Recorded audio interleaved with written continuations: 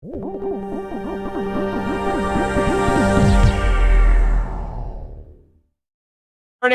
on 90.3 WMSC Upper Montclair.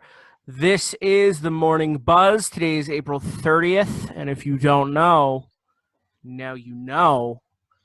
I am one of your hosts for this morning, slightly tired and with a sleep schedule that has been mauled by a tiger.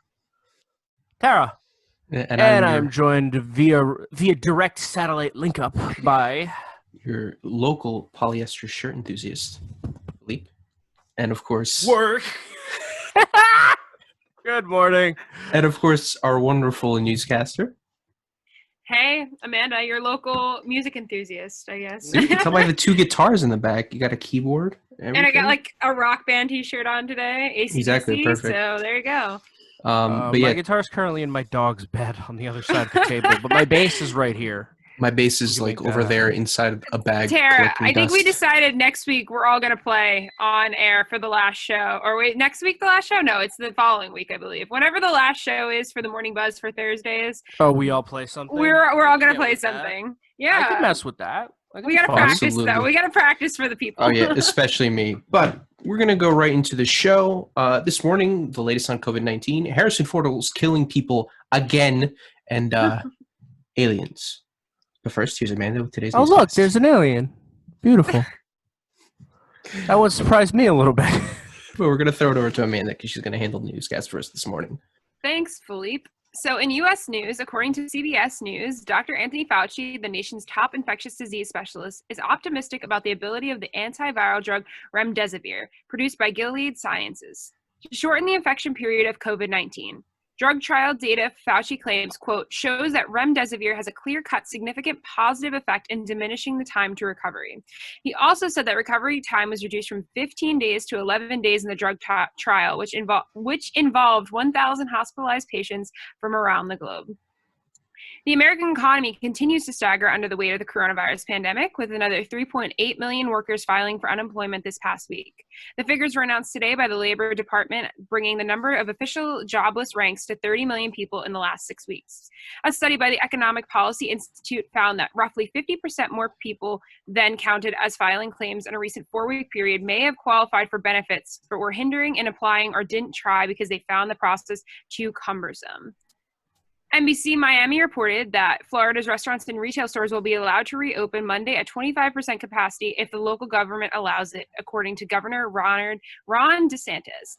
DeSantis will allow hospitals and surgical centers to restart elective, non-essential procedures only if they have sufficient medical supplies and agree to help nursing homes and assisted living facilities prevent and respond to coronavirus outbreaks. Bars and nightclubs will remain closed, but DeSantis is giving approval to sporting events if they don't include spectators.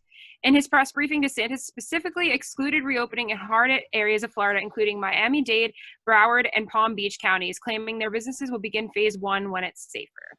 And now in NJ News, Governor Phil Murphy announced Wednesday he's reopening state parks and forests and allowing county parks and all golf courses in New Jersey to operate again under restrictions starting Saturday morning. Murphy signed an executive order that puts changes into effect at sunrise on Saturday. Playgrounds and restrooms will still remain closed to visitors and but visitors and golfers must continue to practice social distancing when out and encouraged to wear face coverings. And the weather for today, let me see, is 54 degrees where I am in Middletown, New Jersey, with a high of 60 and a low of 55. Humidity 99%, and it feels like 50 degrees. How about you guys? So here in Newark, New Jersey, it's currently 52, also a high of 60 and low of 55, and we have humidity up at 95%, and it's supposed to be raining now, windy for most of the day, and then late in the afternoon raining. What about over there in wonderful Cedar Grove, Tara? Happy Valley, it's 50 degrees. Rain showers, feels like 47. Supposed to go up to 61 today, which really cool. They're saying a low of 57 degrees, which is already colder than, so that's interesting. UV index 1, low winds, very humid, very Silent Hill. Kind of foggy, that type of situation, you know what I mean? Mm-hmm. But yeah, That's what's happening by me. I spent so long stressing last night about the lights in this room.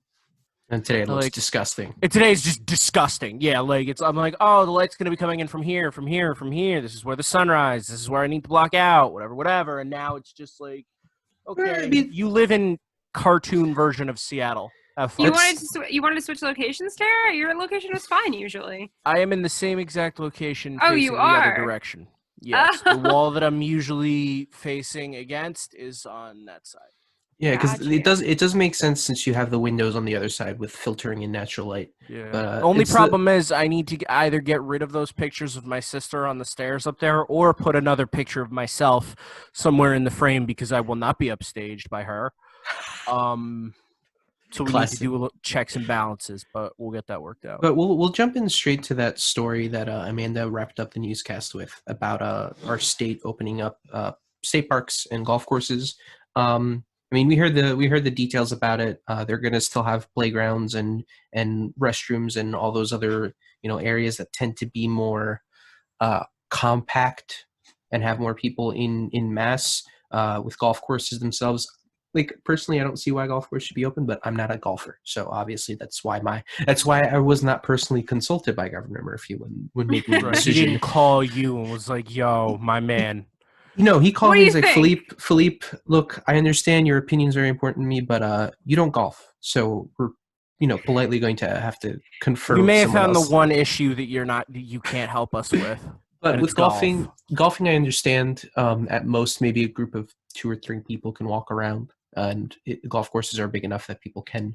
You kind of already social distance to begin with while you're golfing. That's my hunch. I think you kind of said what I was thinking.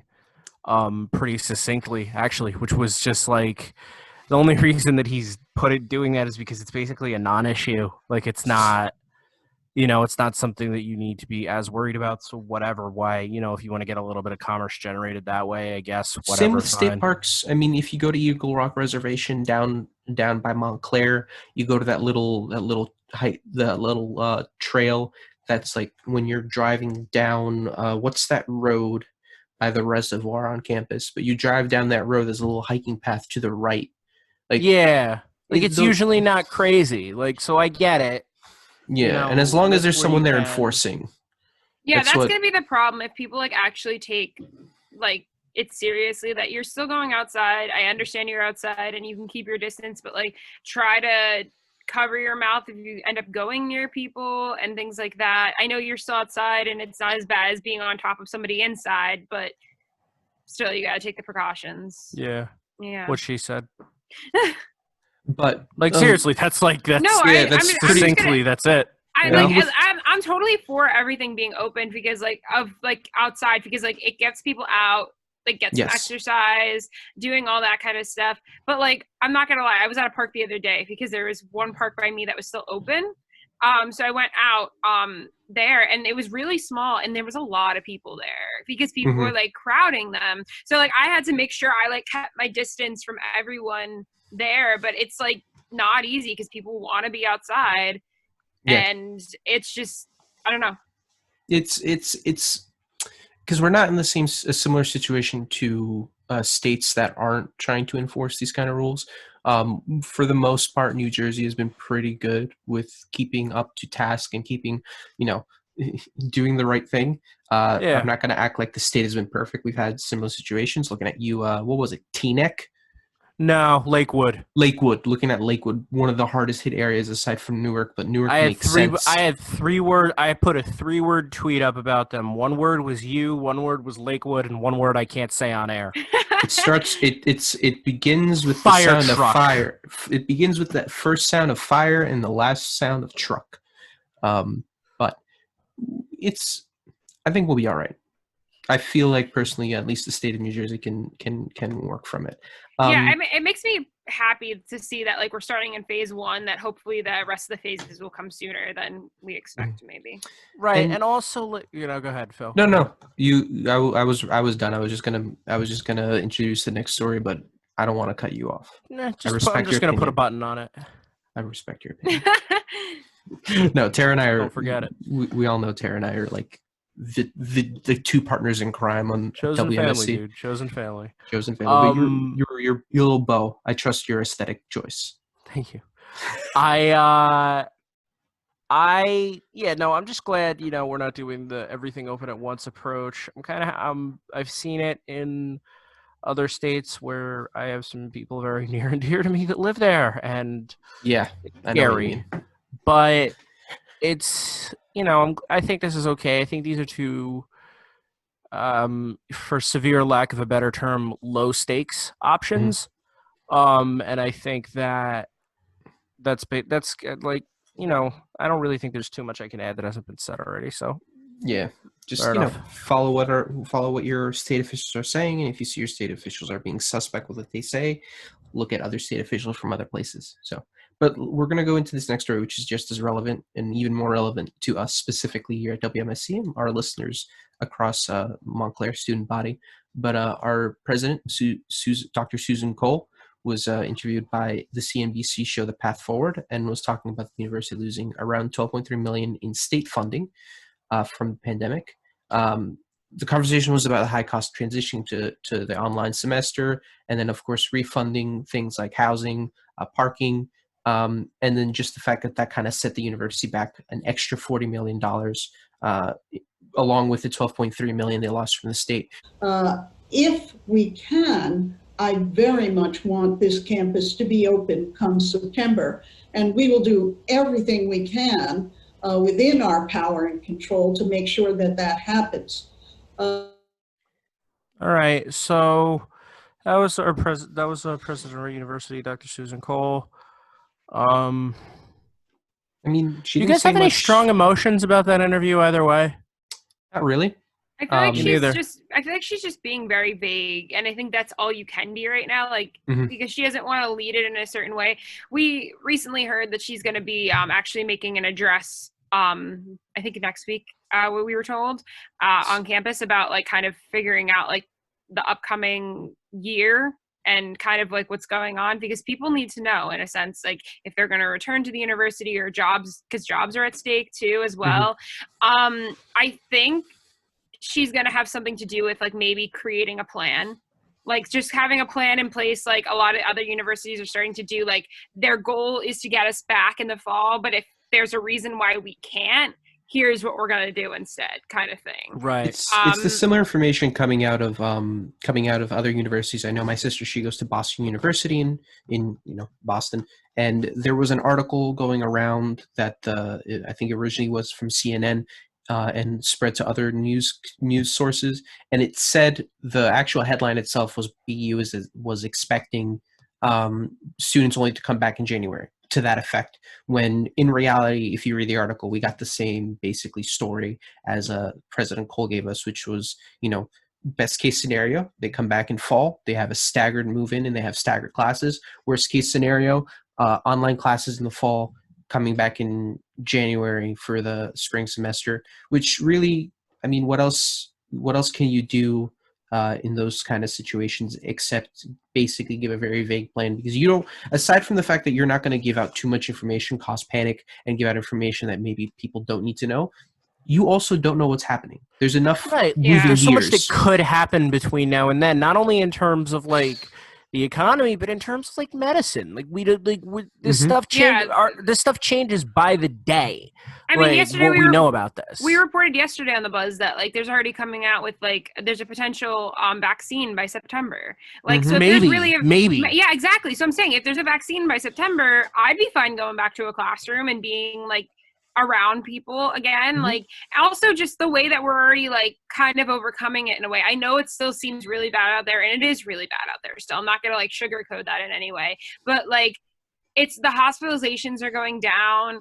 I think we're getting I don't want to say we're doing well right now, but we kind of know a little bit more about the virus than we did 2 months ago, is what I'll say. And I feel by the time September rolls around, I would hope that we could do something about that, and we could actually go back to school and feel if that means different things, cleaning things more regularly and staggering classes and things like that.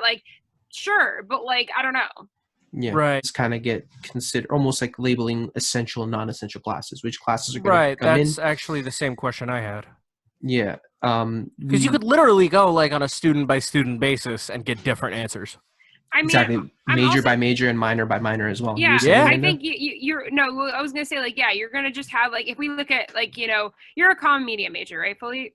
Yes. Okay, so like look at the classes that you have to take. There's classes you have to take, and then there's classes that are more of like an elective that like maybe you don't need to graduate. So I think a lot more of those kind of classes are gonna like get cut unless there's something that really like a lot of people constantly take and the class is always filled or like almost always filled. You know what I mean? Like I think that's where they're gonna make decisions. They're gonna probably look back on our old stuff. I think this year course evals are gonna mean more than anything, more important than years prior. Because I think they're going to take in consideration like which teachers are doing well, that are maybe adjuncts and stuff that like maybe won't fit the stuff. And I'm just curious to see if students in the fall take a gap year, like, On top of that, specifically freshmen. Like, on coming top in. of that, my last semester is this coming fall. So the real question is if there will be any classes that I would need to graduate that would end up getting cut and I'd have to come back for another semester for a single class. Like, how are you going to, and of course, this is not the fault of the university, this is the fault of the situation. It's going to be difficult to accommodate those kind of students, and basically whether you're going to allow them to finish classes or basically tell them like, we can't do anything. I think that situation is going to be a little different for you because I think basically you would have to just appeal and say, I'm already here. I've been here. I'm like, not just coming back make something work. Make something work for a class, cover it, or you have to just exempt it from me and like Exactly. just make me not be required to take it. Especially if it's only like one class. If it was like 5 classes, I'd be like, well, that's a little harder. 5 classes in one thing. If it's like one thing, yeah, like. But I think just to wrap up, we want to, obviously inform everyone listening and watching that President Cole will be delivering her spring address as a YouTube live stream from Studio A on May 6th at 3. The speech will also be simulcast on WMSE and iHeartRadio. Of course, our interview request with Dr. Cole still stands if she would like to talk to student reporters. We appreciate what the university faculty and staff have done to keep us safe because they have done a lot of work for us, and we can't ignore what they've done to keep everything running, even if it is at a abbreviated pace. And especially on the faculty level, being able to like adapt and make this happen, even though the world is changing around you. So thank you so much for that. Yeah. So we're gonna jump to another story real quick. This is out of New York. We have the Empire State Building is going to be shining blue, beginning at last night? No, tonight, beginning at 7:51 p.m. We're going to have the Empire State Building shining blue for MTA heroes, because of course, it was last night. Of course, we know that the MTA currently is running, running trains, running buses, all that important infrastructure that people need to go back and forth from work and get into New York City and out of New York City, as well as across different parts of New York City. Like, these people are day in and day out running the risk of being near people who might be infected. You could see right now a live video from last night of the Empire State Building in blue, and blue, of course, according to the MTA, is their official color, as you can usually see on the logos of their subway and commercial trains. But yeah, I mean, this is not something that costs anything. The Empire State Building is usually lit up any color. To begin with, they light it up for different sports events. They light it up for different memorials. So, there's nothing you can complain there and say that was like, oh, well, we should be spending their time and money on other things. It's a light. It's a light. It's a tip of the hat.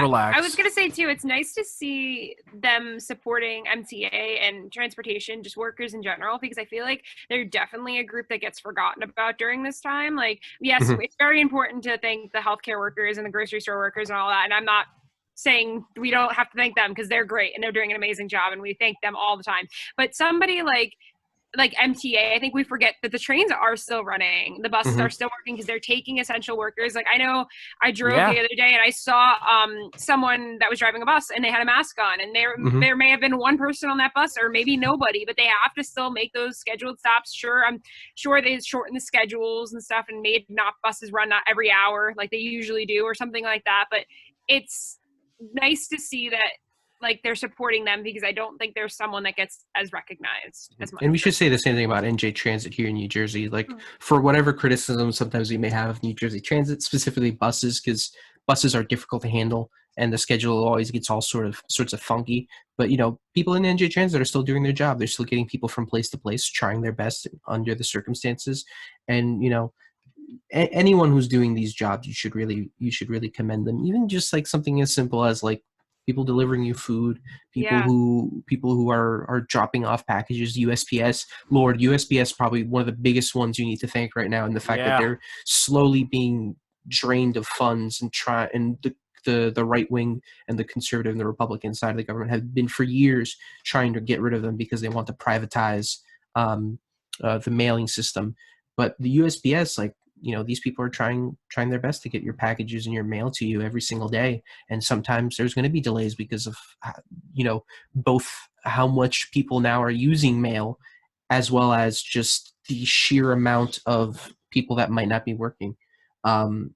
And like, I know this is a hard time for a lot of people, but if you could do anything to help those people, like whether it's like, we've been seeing reports of people delivering food and doing stuff to people, like maybe at hospitals, but it doesn't even have to be like that. You could, if you're getting groceries delivered to you, like donate or tip a little more. Or when you're getting like food delivered to your door, tip a little more, because those people are working so hard to like get this job done. And like I've been at restaurants now and stuff, like pulling up, and people have been like yelling at other people, like the people that are working there, and saying like, you're not doing a good enough job. And it's like, I've been told that. I told you guys that before when I was working and stuff like that. So like I could see, and I told them I like waited hours for my food one day, and I'm like, I appreciate you guys bringing this to me, and I'm sorry you have to go through anything you have to go through. Right. Like, I'll complain at home. Like we had an Uber Eats delivery this past weekend where the guy delivering walked to the restaurant and walked and dropped off the food. Like, sure, I'll complain that the food was cold, and I'll complain that the choice for the delivery driver to walk was made, but that's not. How far away was it? It was about a 20-minute walk from our house. Now, that lies less on the driver, well, the walker in this case, and more on the fact that Uber allowed him to do that, Yeah, that's weird. Like, he took the job. He's making his money. He's working. But why did Uber think that was a good idea? Especially, your food's going to get cold by the time it gets here. Like, and it wasn't like it was like a block away. It was like 20 minutes away. Yeah, and like, I don't know why Uber is allowing people to walk. First of all, like, they're walking, and I don't think they should be walking around as it is. They should be driving, and the fact that Uber is encouraging this, and that's weird. That's very weird. It's very odd. I'm not going to sit there and complain to the guy or change his tip or anything. Tara, do you have any like experiences with that or anything like with that recently? I mean, we've been trying, I'm in a relatively fortunate position because we have a lot of places that we've been able to pick up from in terms of groceries. So although we have had to drive all over planet Earth to put it together, but I'm diabetic. Everybody in my parents are both diabetic. The only person that's not diabetic is the dog. So we really we're not going out to any kind of food from like Uber or anything. We're just trying to work with what we got at home, which we're fortunate. We're enough to be comfortable. So that's kind of where I'm at. But at the same time, we still get deliveries. We still like stuff coming in the mail, important stuff in the mail, like bills and stuff. That stuff doesn't stop. CVS delivering meds. I've got, we all, like, a lot of people have stuff that needs to be on time, and it is. So that's a godsend. And those people really, like, I know they might not fall technically under the healthcare worker umbrella, but yeah, they are incredibly important. And on a lighter note, what we kind of decided to do was there's a shop by us that's getting kind of screwed over by this because it's their first year in business. Oh God. but there's a coffee shop. So what we did is, because we can't go in, and I don't even want to pick it up because, like I said, all of us have compromised immune systems. So we sent a check for a couple fake coffee orders. Like we didn't actually order anything, but we priced it out and we sent them some money. So like, here's what we would have had over the past couple weekends or whatever. Like just to try to help them out a little bit. That's nice. See, but again, we're kind of stuff going on. Fortunate that we could do stuff like that. So on some interesting positive news, still here in New Jersey, we have this quote unquote social distance approved pizza party. Oh boy, in West Hampton. Is that how you pronounce it? Okay. West Hampton Township Police Department, they worked with 3 different restaurants to deliver pizzas to 275 pizzas, specifically to community members on Saturday. According to the article, that's about $2,000 in pizzas. The police chief, Stephen Ent, was talking to CNN, and he said, "We were thinking of a way to bring positive light to what's going on. We wanted to put a smile on their faces and assist the stay-at-home order from Governor Murphy." They announced it on their Facebook page. They had people calling in, taking orders, and then the police ordered directly to the pizza places and brought the pizzas in. And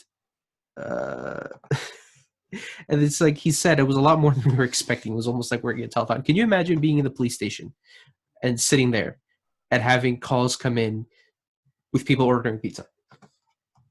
Yeah. And it being like a thing you can do, as opposed to like accidental 911 calls like, hey, can I get a large slice pie? Yeah. To be like, what was it, West Hampton Police Department, desk officer, whatever, speaking. Can I get 2 large pies, pound pepperoni, Hawaiian? See the officer furiously writing the order. Right. On like the back of what would have been a traffic ticket. I'm curious though, have you guys ever worked in a pizza kitchen? I have not. No. I see the inside of a pizza kitchen though. I've done it. You've told me about it. I've worked 2 different. Don't worry, pizza boss. I'll things. put him in the dumpster, boss. Oh no, that was not in the kitchen for that one. Rest his soul. That man was a legend. That is a story. That is not a Morning Buzz story. That's a Stomp and Stroll story. Yeah, so you were actually like, you worked in a pizza place, and yeah, like, I worked. Yeah. The more recent one was I worked at takeout, but the one before that I worked in a kitchen, like just ferrying pizzas and supplies around. It's hot, man. It is hot, and it's quick, and like it's quick tempoed, but. So really, I'm not saying that for me. I'm saying that because props need to be given to these people for pulling this off. That's a lot of $2,000 worth of pizza. Is a 275 pies from 3 different restaurants. Depending on what size you get, like what is it, like normally like $12-13 for a pizza, like depending on where you're getting it from, and then how many would you have to get to like? Let me actually do the math real quick to see, because if it was 275, they spent $2,000. So 2,000 divided by 275, that's about $7 a pizza. But I can imagine it varied depending on, some people may have ordered a personal pie, some people may have ordered a large or a couple larges. That's so much. Like, oh my goodness. Even if it's just 3 restaurants, that's about 92 pizzas a restaurant. Right. Like, that's a lot for one pizza plate. I imagine they put out around that number per day. But that's in a 3-hour span. You got 90 something pizzas coming out of the kitchen. That's a lot. Yeah. And hot fire.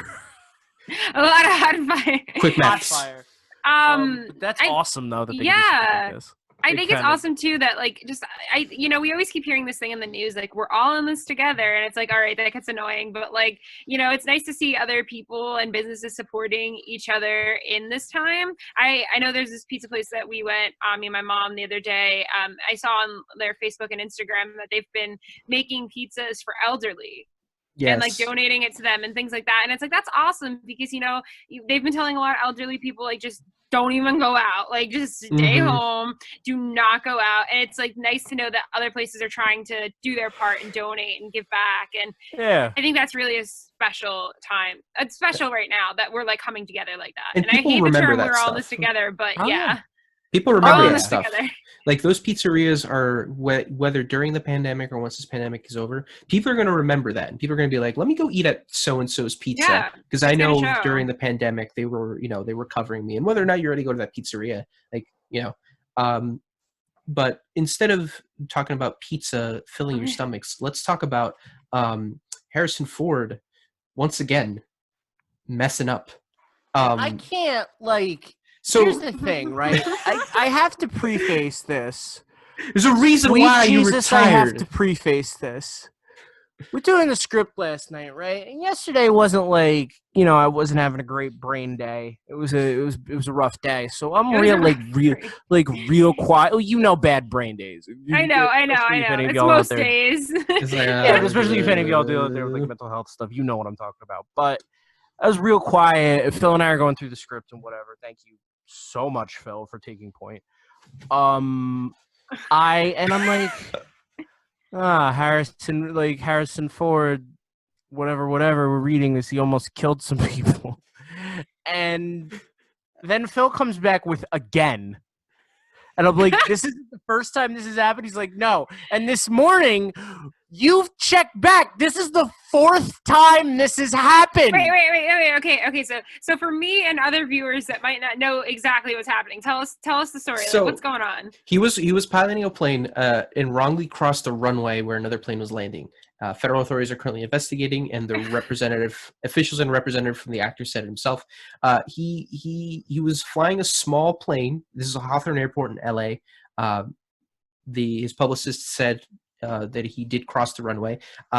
This is a message. This is actually a quote from the publicist himself. He immediately acknowledged the mistake and apologized to the air traffic control for the error. No one was injured, and there was never any danger of a collision. And as the article goes, it was the latest of several similar incidents, word for word, for Harrison Ford, who is 77, and he collects and frequently flies planes and helicopters. Peep this. More recently, he flew over an airliner with 116 people on board moments before mistakenly landing on a taxiway at a different airport. Look, Not only he didn't You're not Han land Solo. on the runway, he landed on the road that led to the runway. Look, Harrison, I'm talking to you directly. This is why your son stabbed you with his lightsaber. You need to understand something, Harrison. You specifically said you didn't want to be Han Solo anymore. So why are you still flying flying like Han Solo? You're not doing the Kessel Run. This is not the Kessel Run. You hurt me, Tara. The whole him stabbing, Like, getting stabbed by his son. That's why, dude. I love I will say up front, I love Harrison Ford. I love what he did in Star Wars. I love what he did in Indiana Jones and other movies he's worked on outside of. Yeah, Great. Get out of the airplane. Stop flying. Okay, Revoke his license. I put the yoke down. I want to make No, a statement don't. too. Don't fly straight up. I want to make a statement. And I think you guys will appreciate this one too. Go for it. They never said actors were smart. Just You know- to throw that out there. And I can say that because I'm an actor, all right? I'm only saying that because they never said we were all smart and we're very knowledgeable. Like, yes, we could put on a character and we could win. Actors like that could win Oscars and win Tonys and do all that stuff, but nobody said we were smart. I mean, I think that's Not what even that's that, with just oh my god, like a Just fourth because time. you're. How about this? Here, let me Again, dial that no in a one little. Just because you are successful enough to afford expensive things, doesn't mean that you have the skill set to use said expensive things. Do you remember what I said the other day on the Buzz on your guys' show, maybe 2 weeks ago? I said, humans aren't smart. We're supposed to be smart, but We are really supposed to be we're smart. supposed to be top of the that food smart. chain. We're dumb. Yeah, we're not. stupid, most We're of us, clearly not so- apex predators. We're like the equivalent of a labradoodle when he sees another dog outside. I mean, it's I like love this- Sirius, but come on. it's like I hear him. deciding I don't know. I'm thinking of did you guys ever watch the TV show House? Yeah. Yes. It's like if Hugh Laurie decided I'm gonna, really be a doctor and I'm gonna Oh, go God, right no, into no, please. exactly. He's an That's actor. horrifying. No, that's That's what I mean. It's the horrifying. same Especially with thing. successful things, especially with successful people who have money. I feel like they think just because they can afford these expensive things that they have the skill set to use them. Like, just because you can afford an airplane doesn't mean you have the skill set to be good at flying an airplane. Just because you can afford an expensive car does not mean you have the skill to drive a car that drives as fast as a stock car. Unless you're Jay Leno.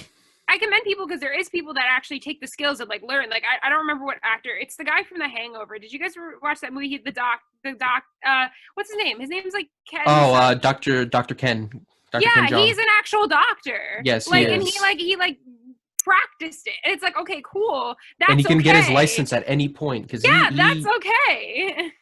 It's just crazy. Not people that just decide I'm gonna just get in my airplane today and I'm gonna fly. Like, no, you Who's need the guy that plays Mr. Bean? Rowan Atkinson, I think is his name. I think so. He wrapped a McLaren F1 around a tree. You know who wouldn't do that? The greatest car ever made, he wrapped around a tree because he's bougie and he thinks just because he can afford it, he can drive it. You know who wouldn't do that? Jay Leno. Look, I cannot stand Jay Leno. I hate the sound of his voice is like nails on a chalkboard to me. But that man does his homework on cars. That man can pull apart car engines from just about any era and put them back and he together. can drive like basically anything. Like I will give him that. That's the exception to the rule. But like, oh my God, I can't with the airplane. Like, and that's dangerous, dude. Not only to yourself, to other people. So before we just completely lose the plot here, because this has been a crazy. I'm losing my mind because of homie over here going in the Millennium Falcon. Maybe that's the thing. He's having flashbacks. I wonder if he invited like all his friends too. He invited like Chewbacca, you know. Yeah, he's like cruising over like he's like great shot, kid, don't get cocky. But before we completely lose the plot, we got a special little segment going here. So last night, the School of Communication and Media Production Awards were held and live streamed on YouTube. We're gonna take a pause and do a bit of a self-congratulatory segment. This year, WMSC won Best Sound Design for the originally scripted drama, Friday the SMTth. The original script... Stop. Say it again. SMTth. No, the whole thing. Friday the SMTth. Who won? I'm going to tell you. The original Who won script, Best Sound Design? WMSC. WMSC. Specifically, the script, which was written by Sam Carliner, the original song by Ben Petruk, and produced by Alyssa Nogol. The original thriller was produced specifically to celebrate the last Friday the 13th of the decade in December of 2019. The team got to work on a script that was voiced by the entire WMSC student management team, 21 people in this storyline. The team heads off to an island for the weekend to bond, but little do they know that a mysterious killer will take most of them out in very unconventional ways. And we're going to throw up real quick a clip of that. Oh, Nogol. I apologize for mispronouncing Alyssa's name, and I could probably apologize directly at some point. But first, let's play a quick little audio clip. Open your ears, my dears, and listen here. A story of terror and murder is about to unfold. It all started on what seemed like a normal day in the WMSC radio office when someone had an idea. Okay, guys, listen. The year is almost over, and we haven't done any SMT bonding. I need you guys to pitch ideas. We should get ramen. Guys, what? Now hear me out. What if we go to Six Flags? No. I have an idea. Sam, for the last time, we can't throw a workers' revolution. It would make the station look bad. Well, I appreciate that's what you think of me. I actually have something different. There's an island with a party house in Vermont that you can rent for a weekend. We should all pool in some money and book it. I don't know. Is that really a good idea? It sounds kind of murdery. Also, it's a little bit cheaper to just throw a party at my place. The team had their doubts, but then they started planning their route. Sam had managed to give a rousing speech on the importance of hedonism. Next thing they knew, the entire SMT, and George, who had wandered into the office, had booked their stay at an island in Vermont.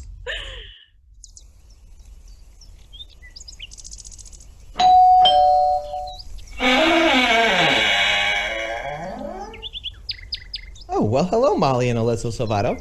Welcome to the island. Why'd you say my full name? It's not like you need to clarify that you're not talking to Alyssa Nogol right now. It just felt right. I still can't believe we booked an island for the weekend. Do we even know who owns it? No clue. You know, it's kind of weird that there's only one boat to get us on and off the island, right? Yeah, and there's no internet. Well, I saw a landline in the kitchen.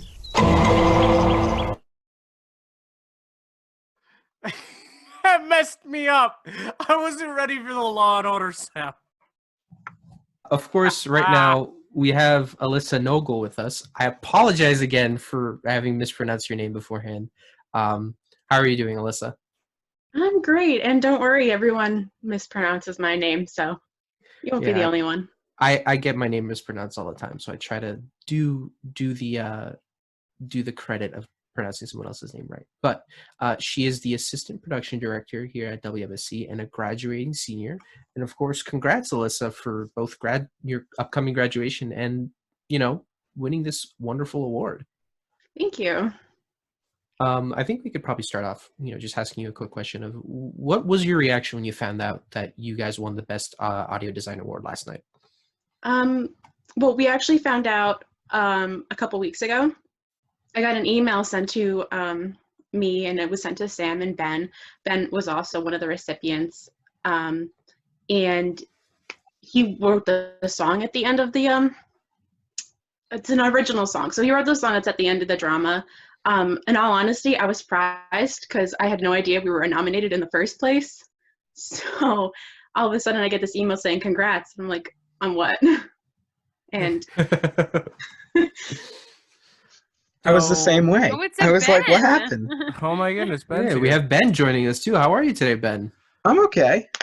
And of course, congratulations. Like we just congratulated Alyssa before. It was kind of awesome, not just for you guys to win. The original song at the end of the piece. So yeah. Yep. I was asked to play it, but I forget that I'm in a house that people are still sleeping. So and other people live in. No excuses. You have to do it anyway. There is suffering. There is suffering that comes with art, and the suffering does not can extend to people outside of you. Right. Nah, it'd be a broken laptop and guitar of my brother. Right. So how do you guys how not only with the song but with the whole thing? How did these ideas start floating about wanting to do this and how you were going to do it? Well, it started off as a joke. Sam walked into the office and he said, oh, there's this island in Vermont, really cheap, that we could rent or something. And we were talking about it, and we kind of joked about actually going on a road trip to go there. But it was also it sounds really sketchy because it's an entire island to yourself that's really cheap. And I wasn't invited. You weren't there, We didn't know you at the time. I mean, look, Ben. Then, Sam wrote the script, and it kind of just went from there. We started recording people and editing, and it took a while. It took about a month and a half. You mentioned the editing, Alyssa. There's a lot of work that goes into that to making sure it sounds good and it flows and it meshes. How long did that take to do? Because if people who don't work in audio and video, I don't think they have a grasp of what editing is actually like. Yeah, it takes it took a month and a half. With that, just recording too, because there's a lot of people that are in the SMT at WMSC. There's about 20 of us. So getting everyone together at the same time is not something that's going to happen. So I had to record everyone in sessions, especially scenes where there's multiple people talking. And that took a while because we had to coordinate schedules and stuff like that. And then editing, I was editing as I go, and it just took a month and a half. I was still editing on the day that it actually premiered. Wow. My God. Mm-hmm. The song was take 5 minutes. It took 5 minutes for you to write, but it took 2 hours to record. Took 2 hours to record, but 5 minutes to write. Okay, I was told to write a song, and she was like, "All right, we're gonna go record it," and I was like, "I didn't write the song." I was like, oh my God! I forgot to write it. So we run into the recording thing, and while she's setting everything up, I'm just writing the lyrics to the song. I'm like, all right, this sounds semi good. I don't know. I think we can actually play. We can play a little bit of it. Yeah, let's play a little clip of the song just so we can hear Ben's masterwork. Am I singing it, or are you playing it? Oh no! Don't worry, we're just playing something. Don't worry. Yeah, we're not gonna put you. Okay. We're not gonna do that to you. Okay. Reasons we don't know how we are gonna go.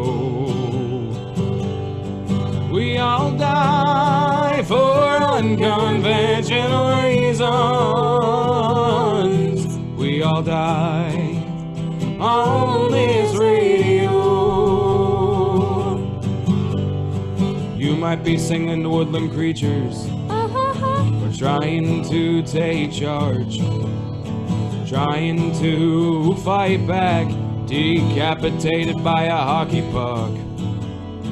You might be trying to reason with him, or maybe taking his side, or you might be too busy roasting Jess while you die.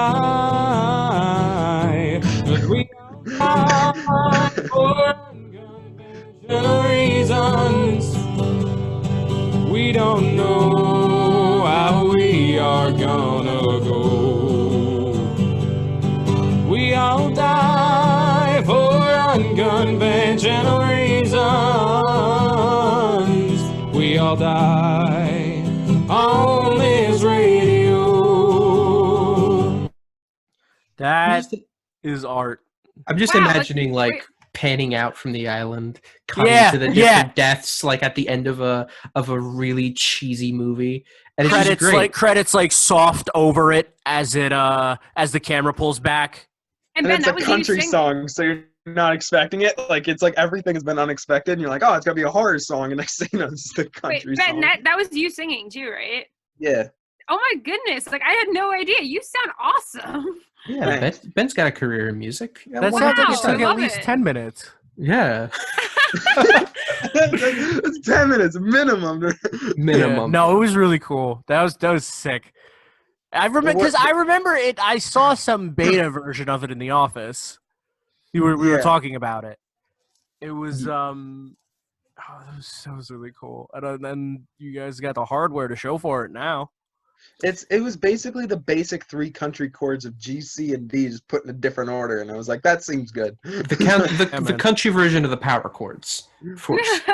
But so from here you go the Emmys or the Oscars. Like Alyssa, you're graduating, so from your experience here at Montclair State and at WMSC, what do you take with you going into a career now in your field?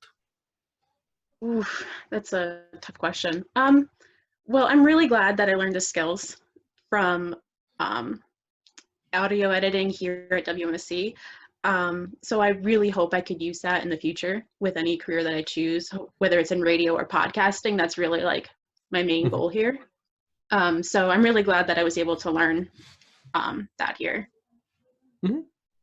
Cool. And Ben, this is your freshman year. How are you doing this much in your freshman year? I was like hiding under a rock.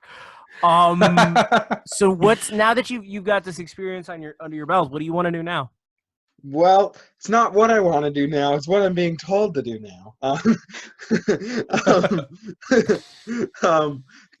Kaya literally texted me a couple days ago, like, you need to write another song. I'm like, they don't just. I'm not gonna hit lightning in a bottle with a 5-minute song again. All right, like, but I never know. You can catch a little bit of Kaya static. that I already have one written, so I'm just gonna pretend. I'm just gonna annoy Kaya and say I can't do it for the longest time. And so But she I already- watches this, and then she realizes you actually have one. Oh, that's the way it'll end. All right, fine. That's the way. If that's how it ends, that's how You it just ends. let but, go like, of your secret. So yeah. She's like, but she's like asking for so much specifics. She's like, I need like 3 lyrics here. I'm like, they what? yeah, She's they like- they don't just come like that. Like yeah, like Not I'm for like, what free. kind of I'm like, I'm not who's a good songwriter? I'm not like Paul McCartney over here. I just turned 19 today, so I'm like, I'm not that good. Yeah, you're early Beatles era Paul McCartney. You've got so much more to rise up to. Yeah, but you got time. You got time. Don't worry. But of course, say it was your 19th birthday today. Yeah. Happy birthday! happy birthday, Ben. Thank you. It's Happy my birthday. COVID-19. Oh my God. Alyssa, you should have known. Did you No, open like Snapchat today, I remember Alyssa? Did thinking you about open it. Snapchat today? Unbelievable. No, I haven't checked. I'm so sorry. But of course, Alyssa, Nogol, Ben, Petruk, thank you so much for getting up early to join us. Congratulations. Happy birthday! Yeah. Happy birthday. Out of 300 entries, you guys won, and the right mix is key. You guys can stay for our last story. We won't really do justice to it because we are close to ending, and Annabella We gotta does hustle have a little. Annabella does have a class going forward, but We All I gotta gotta- hustle. But Tara, I gotta looking ask for you. forward to talking to this story. Tara, let me ask you. Pretend that sentence made sense. Hey, Mom, there's something in the back room. I hope it's not the creatures from above. You used to tell me stories as if these my dreams were boring. We all know conspiracies are dumb. But back in 2017 of December, we had Tom DeLonge, alien hunter extraordinaire. Hope it's not the creatures from above. You used to read me stories as if my dreams are boring. We all know conspiracies are dumb. God, I love him so much. But back in 2017, Tom DeLonge's To the Stars Academy put up declassified UFO videos. They have several people that used to work for the Pentagon's old UFO investigation program, specifically called UAPs because UFO is connected to many wackos, so they call them unidentified aerial phenomena. It was 3 different Navy videos about the different U.S. Navy men who, while doing drills and flying off ships, they ran into different, unidentified phenomenon. But at the time, the Navy admitted that those videos should not have been declassified. So Tom and his people, they accessed them through the Freedom of Information Act legally. Turns out someone at the Navy uploaded those videos in the wrong place. So, but now, this past week, somebody's getting fired. This past week, the Pentagon finally officially released those 3 videos and admitted that they were true. And specifically said, because beforehand they didn't say anything about them being true and all. All they said was these videos shouldn't have been declassified.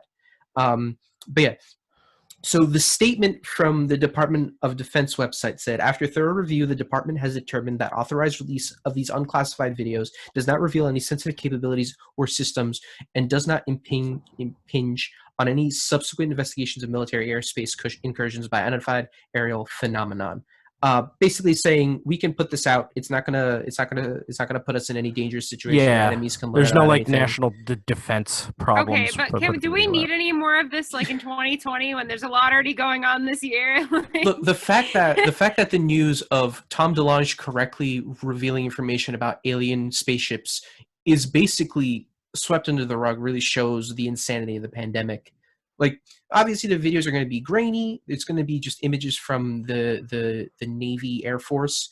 But 2020 was 20. Yeah, To the Stars Academy is his organization. Several former Department of Defense and Pentagon individuals work there, so these people have actual experience and actual credentials. So they're not just some crazy dude in his basement saying aliens are real. These are people that have worked on the official Pentagon program to study. And this video is called Gimbal. But why does the video start with like South Park like writing? Like, you know when like South Park starts? Yeah. like that's what the writing is for though. But this is the video itself right here. They're using infrared. The descriptions themselves were talking about how these different things were going at speeds that were not capable of current technology. We're able to stop on a dime and move up and down, and we're heating up to an incredible amount of temperature. And even when they touch the water at one point, we're causing the top of the ocean to boil. As you can see, it's saying the white is hot. So right now, that little thing in the middle is red hot for whatever reason, and they're not really able to. Yeah, you can see the at the bottom, the transcript of what they're saying. And he said there was a fleet of those things. So, yeah. Pentagon officially acknowledged the existence of UFOs and UAPs. So where do we go from here at this point? Well, we now know that 2020 is what 2012 was trying to be. Yeah. 2020 was written during the writer's strike. But of course, we are reaching the end of today's Morning Buzz here on 90.3 WMSC Upper Montclair. Thank you, Alyssa and Ben, for sticking around, and of course for joining us for a quick interview. And more importantly, congratulations and happy birthday to Ben. Thanks, of course, to my co-host Tara and our newscaster Amanda. Thank you to Ryan behind the scenes, as well as our general manager Annabella Poland, our our producer, Jeremy Wall, and of course, Adam Goldberg, the head engineer, and one of the reasons why, along with Annabelle, that we are still broadcasting. We will be here tomorrow again, same time, 9 to 10, going on live on YouTube, and this episode will be uploaded to YouTube as well for you to view at your own leisure. Also, I will see you guys at 2 o'clock for Stomp and Stroll. Stomp and Stroll later today at 2 o'clock, but I hope everyone has a good rest of your day. Stay home, stay safe, and tune in not just tomorrow for the next bus, but tune in again next Thursday, and Tara, Amanda, and I will be here to harass you as well. And if you see the aliens, say hi. Say shalom. And guten Tag. Pick a language and hope. Goodbye. Bye.